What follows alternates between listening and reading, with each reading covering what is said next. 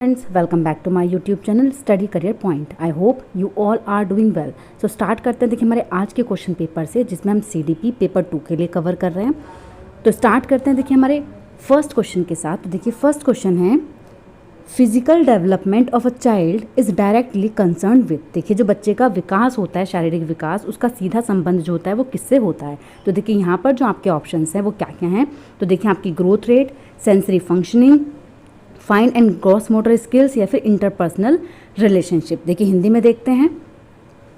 देखिए आपका वृद्धि दर, संवेदी प्रकार्य, सूक्ष्म और सकल मोटर कौशल, या फिर अंतर्वैयक्तिक संबंध। तो देखिए जो शारीरिक विकास आपका होता है उसका जो सीधा संबंध होता है वो आपका वृद्धि दर से होता है, आपका जो सेंसरी फंक्शनिंग होती है उससे भी होता है, और जो आपकी ग्रॉस और फाइन मोटर स्किल्स होती हैं उनसे भी होता है। लेकिन यहाँ पर जो आपके इंटरपर्सनल रिलेशनशिप होता है उनका यहाँ पर कोई संबंध नहीं होता। तो यहाँ पर ऑप्शन नंबर 3 जो हो जाएगा वो आपका बिल्कुल सही हो जाएगा। यहाँ पर आपके 1, 2, 3 आपके बिल्कुल सही है, लेकिन ऑप्शन नंबर 4 जो है वो आपका गलत है। तो यहाँ पर ऑप्शन नंबर 3 जो हो जाएगा वो आपका राइट आंसर हो जाएगा। चलते हैं देखिए नेक्स्ट क्वेश्चन पर। देखिए नेक्स्ट क्वेश्चन है, कथन है एक बच्चा कुछ तांत्रिक गतिक परिपक्वता प्राप्त करने से पहले पेंसिल पकड़ना और लिखना नहीं सीख सकता। बिल्कुल सही है। देखिए जब तक बच्चे के अंदर क्या नहीं आ जाती है, आपकी जो मोटर मैचुरेशन होती है बच्चे के अंदर नहीं आती, ठीक है, तब तक बच्चा क्या होता है, ना तो पेंसिल पकड़ना सीखता है और ना ही उसको लिखना आता है। ठीक है, अब देखिए जो सीखना होता है वो विकास पर निर्भर करता है। बिल्कुल सही है। जो लर्निंग होती है वो डिपेंड करती है आपके डेवलपमेंट पे। तो ये भी आपका ऑप्शन बिल्कुल सही है। तो यहाँ पर ऑप्शन नंबर 1 आपका बिल्कुल सही है। देखिए ए और आर आपके दोनों सही हैं, और आर जो है वो सही व्याख्या कर रहा है ए की। तो यहाँ पर ऑप्शन नंबर 1 जो होगा वो आपका बिल्कुल सही हो जाएगा। चलते हैं देखिए नेक्स्ट क्वेश्चन पर। देखिए नेक्स्ट क्वेश्चन है, शिक्षकों को स्वीकारना चाहिए कि समाजीकरण की प्राथमिक संस्था है जिसकी माध्यमिक बचपन में भी भूमिका है। तो देखिए शिक्षकों को स्वीकारना चाहिए कि कौन से समाजीकरण की प्राथमिक संस्था है, तो वो है आपकी फैमिली, आपका परिवार। तो यहाँ पर ऑप्शन नंबर 1 जो होगा वो आपका बिल्कुल सही हो जाएगा। जो फैमिली होती है वो क्या होती है, सामाजिकरण की प्राइमरी संस्था होती है। तो यहाँ पर ऑप्शन नंबर 1 आपका बिल्कुल सही है। चलते हैं देखिए नेक्स्ट क्वेश्चन पर। देखिए नेक्स्ट क्वेश्चन है, जीन पियाजे के सिद्धांत के अनुसार किस चरण में बच्चे प्रतीकात्मक खेल करने में सक्षम हो जाते हैं परंतु उनकी सोच मूर्त वस्तुओं तक ही सीमित होती है बजाय अमूर्तता के।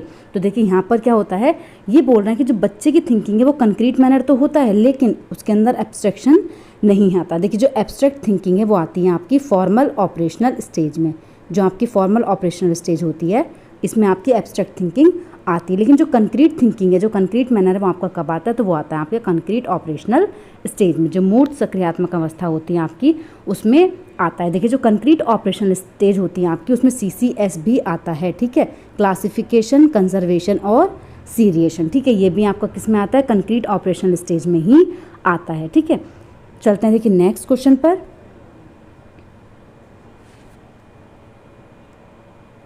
देखिए नेक्स्ट क्वेश्चन है यहाँ पर, जीन पियाजे के अनुसार बच्चों की सोच वयस्कों से किस प्रकार भिन्न होती है। देखिए जीन पियाजे ये बोलते हैं कि जो बच्चों की सोच है वो वयस्कों से भिन्न होती है, लेकिन किस प्रकार भिन्न होती है। तो देखिए यहाँ पर आपका राइट आंसर क्या होगा, यह वयस्कों से अलग नहीं है। बच्चों की सोच वयस्कों से गुणात्मक रूप से भिन्न होती है, मात्रात्मक रूप से भिन्न होती है, या फिर बच्चों की सोच बड़ों से कम होती है। तो देखिए यहाँ पर जो आपका राइट आंसर है वो क्या हो जाएगा, तो वो है आपका ऑप्शन नंबर 2। बच्चों की जो सोच होती है वो क्या होती है, वयस्कों से गुणात्मक रूप से भिन्न होती है। ठीक है, यहाँ पर ऑप्शन नंबर 2 जो हो जाएगा वो आपका बिल्कुल सही हो जाएगा। चलते हैं देखिए नेक्स्ट क्वेश्चन पर। देखिए नेक्स्ट क्वेश्चन है, जीन पियाजे के अनुसार निम्नलिखित में से अनुकूलन के भाग कौन से हैं। देखिए जीन पियाजे के अनुसार निम्नलिखित में से कौन से अनुकूलन के भाग हैं, समायोजन, समावेशन, पाण या फिर अनुबंधन। तो देखिए यहाँ पर जो आपका राइट आंसर है वो क्या हो जाएगा, तो देखिए यहाँ जो आपका राइट आंसर है वो है आपका समायोजन और समावेशन। ऑप्शन नंबर 1 और 2 आपका बिल्कुल सही है। देखिए पाण की बात, स्कैफोल्डिंग की बात जीन पियाजे नहीं करते, ना ही आपके अनुबंधन की बात करते हैं। ठीक है, तो ये दोनों ऑप्शंस तो आपके बिल्कुल गलत हो जाएंगे। यहाँ पर ऑप्शन नंबर 1 आपका बिल्कुल सही है। चलते हैं देखिए नेक्स्ट क्वेश्चन पर। देखिए नेक्स्ट है, कोल वर्ग के किस स्तर के अनुसार नैतिक विकास में व्यक्ति अपने कार्यों के परिणामों पर ध्यान केंद्रित करने के बजाय दूसरों की अपेक्षाओं को बनाए रखने का प्रयास करता है। तो देखिए कौन से स्टेज पर बच्चा ऐसा करता है, तो देखिए यहाँ जो आपका राइट आंसर हो जाएगा वो क्या होगा, तो देखिए यहाँ जो आपका राइट आंसर है वो है आपका ऑप्शन नंबर 3। किस में होता है, कन्वेंशनल लेवल में। किस में होता है आपका कन्वेंशनल लेवल में, कि जो बच्चा है वो क्या करता है, वो अपने कार्यों के परिणामों पर ध्यान केंद्रित करने के बजाय क्या करते हैं, दूसरों की अपेक्षाओं को बनाए रखने का प्रयास करते हैं। तो ऐसा किस में होता है, तो ऐसा होता है आपका कन्वेंशनल लेबल में। ठीक है, तो यहाँ पर ऑप्शन नंबर 3 जो होगा वो आपका बिल्कुल सही हो जाएगा। चलते हैं देखिए नेक्स्ट क्वेश्चन पर। देखिए नेक्स्ट क्वेश्चन है, लेव वाइगोत्स्की ने प्रस्तावित किया कि सीखना जो होता है वो एक सामाजिक गतिविधि है, बार बार अभ्यास और प्रत्यास्मरण से होता है, अनुकूलन की प्रक्रियाओं के माध्यम से होता है या फिर विकास से स्वतंत्र होता है। तो देखिए यहाँ जो आपका राइट आंसर है वो क्या होगा, तो देखिए लेव वाइगोत्स्की के अनुसार जो विकास है वो क्या है, एक सामाजिक गतिविधि है। क्या है आपका, एक सोशल एक्टिविटी है। तो यहाँ पर ऑप्शन नंबर 1 जो होगा वो आपका बिल्कुल सही हो जाएगा। चलते हैं देखिए नेक्स्ट क्वेश्चन पर। तो देखिए नेक्स्ट क्वेश्चन है आपका, लेव वाइगोत्स्की के अनुसार विशेषज्ञों को बच्चों को समीपस्थ विकास के क्षेत्र के उच्चतर स्तर पर ले जाने के लिए क्या करना चाहिए। तो देखिए लेव वाइगोत्स्की के अनुसार क्या करना चाहिए, अनुकूलन की सुदृढ़ करना चाहिए, सजा देनी चाहिए, सकारात्मक पुनर्बलन देना चाहिए या फिर पान प्रदान करना चाहिए। तो देखिए अकॉर्डिंग टू लेव वाइगोत्स्की आपका क्या होगा, वो क्या करेंगे, प्रोवाइड करेंगे आपकी स्कैफ होल्डिंग। ठीक है, क्या प्रोवाइड करेंगे, आपकी स्कैफ होल्डिंग प्रोवाइड करेंगे। तो यहाँ पर ऑप्शन नंबर 4 जो होगा वो आपका बिल्कुल सही हो जाएगा। चलते हैं देखिए नेक्स्ट क्वेश्चन पर। देखिए नेक्स्ट क्वेश्चन है, इन द प्रोग्रेसिव क्लासरूम, देखिए जो एक प्रगतिशील कक्षा होती है, प्रगतिशील कक्षा में बच्चों को उपयुक्त शिक्षण क्रियाकलाप के द्वारा अपनी जन्मजात क्षमताओं को बढ़ाने की स्वतंत्रता दी जाती है, केवल योगात्मक मूल्यांकन का पालन किया जाता है। देखिए जहाँ पर भी केवल होता है वो आपका गलत होता है। ठीक है, नेगेटिव वर्ड होता है आपका पेडागोजी में। ठीक है, शिक्षिका ही ज्ञान का एकमात्र स्रोत होती है। देखिए क्या शिक्षिका ही केवल ज्ञान का एकमात्र स्रोत होगी, तो ये भी आपका क्या हो जाएगा, यहाँ पर गलत हो जाएगा। शिक्षा केंद्रित शिक्षा शास्त्र का पालन किया जाता है। देखिए शिक्षिका टीचर सेंट्रिक नहीं होता है, जबकि क्या होता है आपका चाइल्ड सेंट्रिक होता है। तो यहाँ पर जो आपका ऑप्शन नंबर 1 है वो आपका बिल्कुल सही हो जाएगा। बच्चों को उपयुक्त शिक्षण क्रियाकलाप के द्वारा अपनी जन्मजात क्षमताओं को बढ़ाने की स्वतंत्रता दी जाती है। ठीक है, ऑप्शन नंबर 1 जो होगा वो यहाँ पर आपका सही हो जाएगा। चलते हैं देखिए नेक्स्ट क्वेश्चन पर।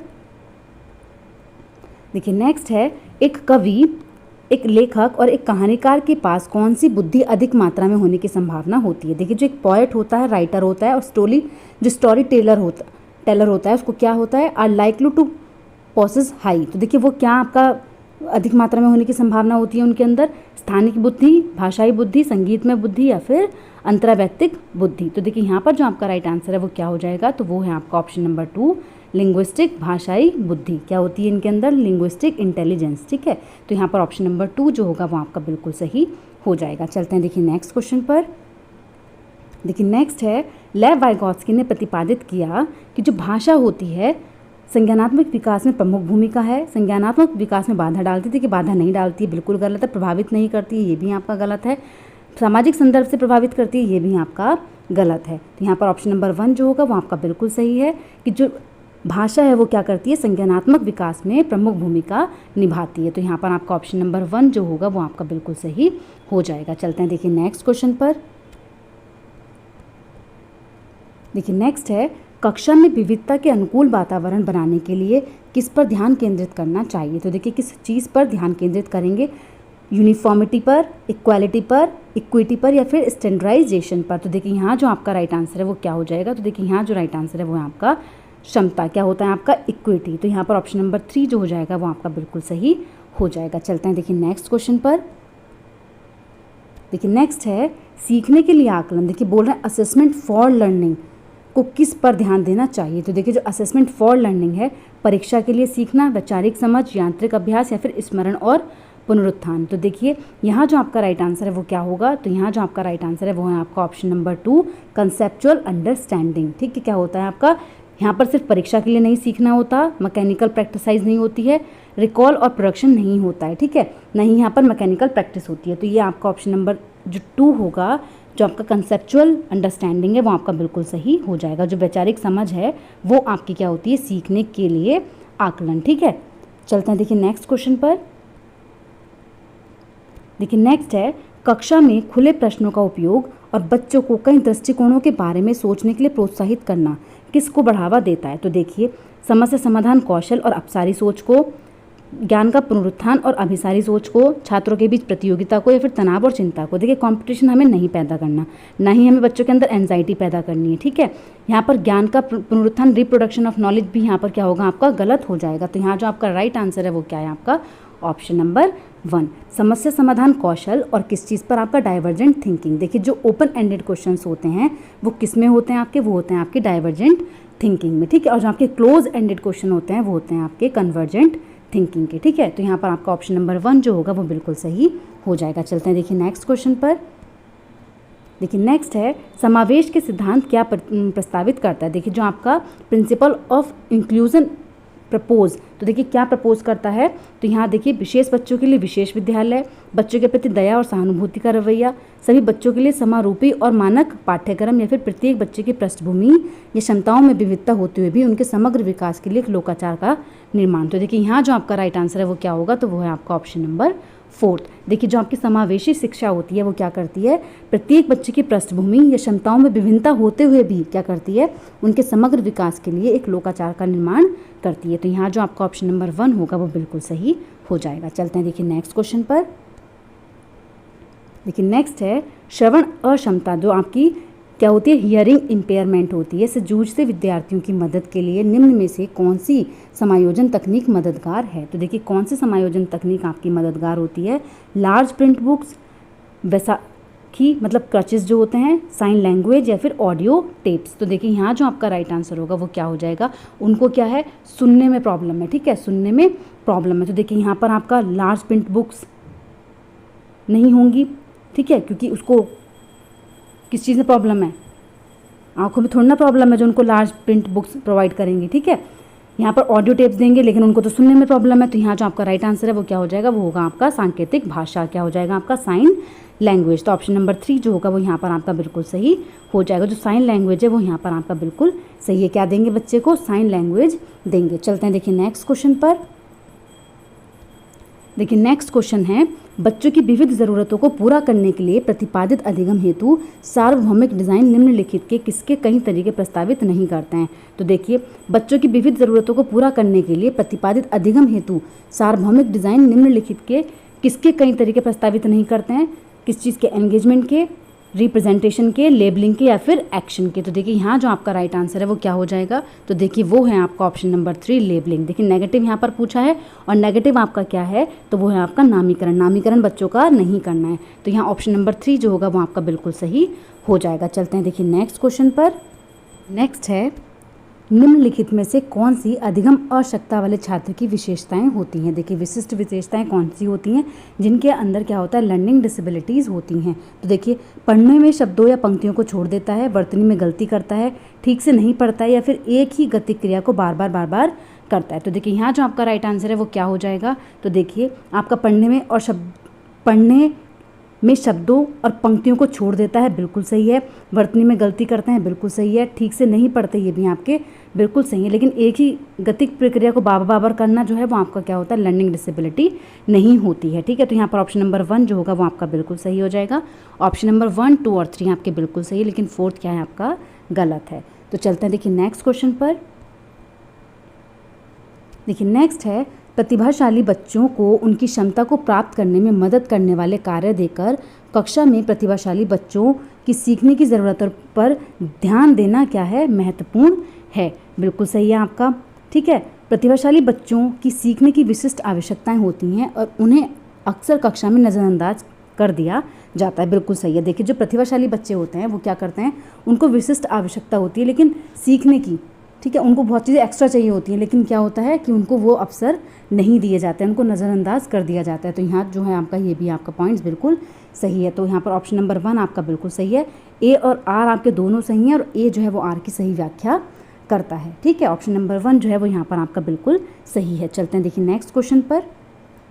देखिए नेक्स्ट है माध्यमिक स्कूल की कक्षाओं में सीखने को किस प्रकार समझा जाना चाहिए। तो देखिए माध्यमिक स्कूल की कक्षाओं में अधिक जानकार व्यक्तियों के सहयोग से बच्चों द्वारा निर्माण रूप में, निष्क्रिय और व्यक्तिवादी रूप में, उत्तेजना और प्रतिक्रिया के अनुकूलन के रूप में, या फिर व्यवहार में एक मापने योग्य परिवर्तन के रूप में। तो देखिए यहाँ जो आपका राइट आंसर है वो क्या हो जाएगा, तो वो है आपका ऑप्शन नंबर 1 अधिक जानकार व्यक्तियों के सहयोग से बच्चों द्वारा निर्माण रूप में, ठीक है। तो यहाँ पर ऑप्शन नंबर 1 जो होगा वो आपका बिल्कुल सही हो जाएगा, ठीक है। ऑप्शन नंबर 1 जो है वो यहाँ पर आपका बिल्कुल सही है। चलते हैं देखिए नेक्स्ट क्वेश्चन पर।